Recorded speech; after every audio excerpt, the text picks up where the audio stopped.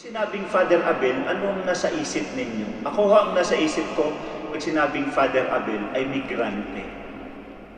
Ano ho? At kapag sinabing migrante, may mga positive, negative. Ano ho, ng pagiging migrante? Ano ang positibo ng pagiging migrante? Halimbawa, ng Espanya.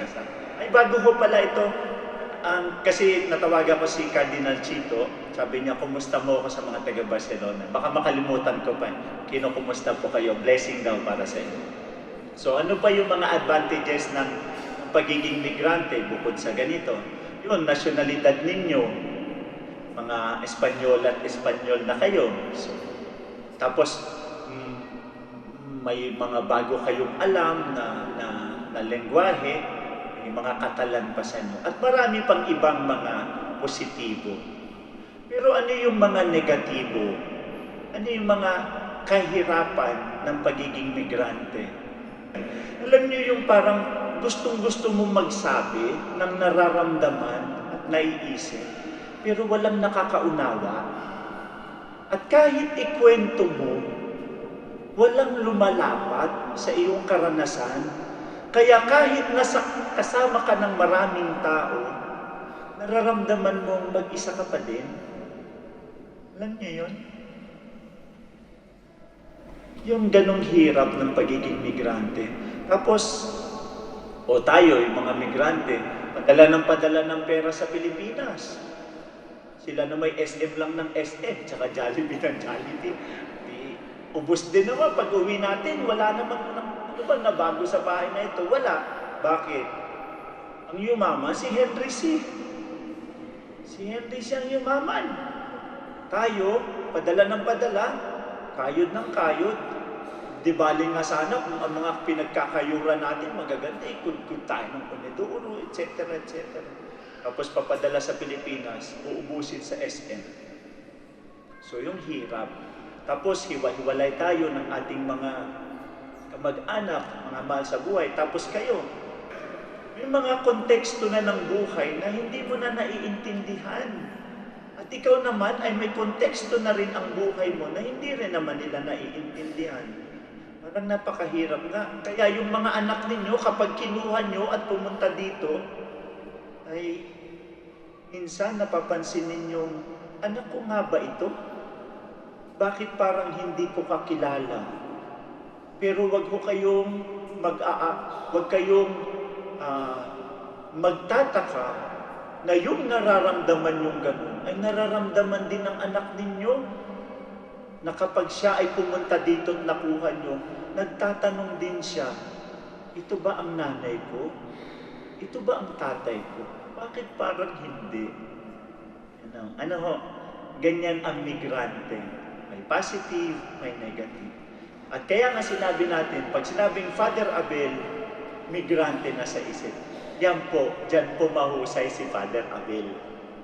Kapag ang usapin ay buhay ng migrante, hindi niya lang alam kung ano yung positibo at negatibo, kundi ang buhay niya ay ibinigay niya para sa mga migrante.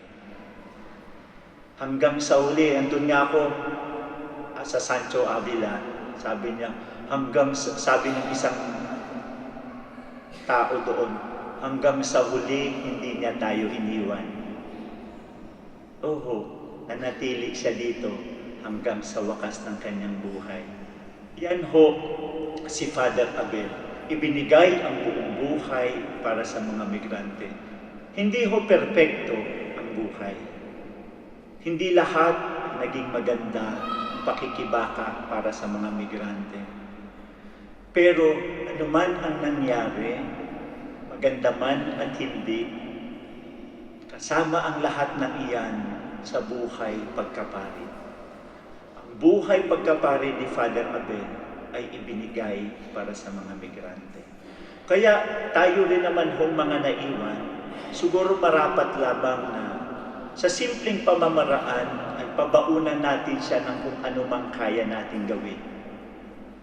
Mga simpleng dasal, mga simpleng pagtahimik, mga donasyon para sa Kanya, at kung ano-ano pang mga bagay na pag-aalaala para sa Kanya, ay magawa natin bilang munting pasasalamat sa isang pari na nagbigay ng kanyang sarili para sa mga migrante. At ngayon nga ho, nung dinalaw ko siya sa ospital, sabi niya, gusto ko na ngang umuwi. At dahil nandun siya, nakauwi na sa tahanan ng Ama. Kung nung buhay siya, hindi niya tayo iniwan, ngayon hong wala na siya sa tabi natin, palagay ko, patuloy siyang mananalangin para sa sambayan ng Pilipino dito sa Barcelona. Kaya ho, meron na tayong tagapagtanggol sa langit.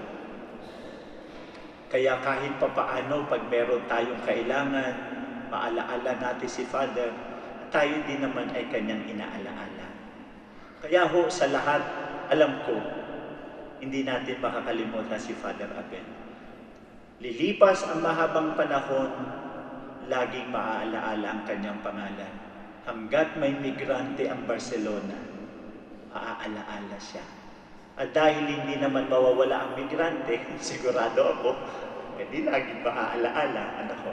Kaya po sa atin lahat, malungkot man tayo dahil sa pagkawala niya, sa isang banda, ipagpasalamat natin dahil meron na tayong tagapagtanggol sa langit. Kaya ho, sa lahat, patuloy tayong magdasal para sa Kanya, itong mga misa natin, at siya din naman ho, patuloy na magdarasal para sa atin. Sa ngalan ng Ama, ng Anak at ng Espiritu Santo.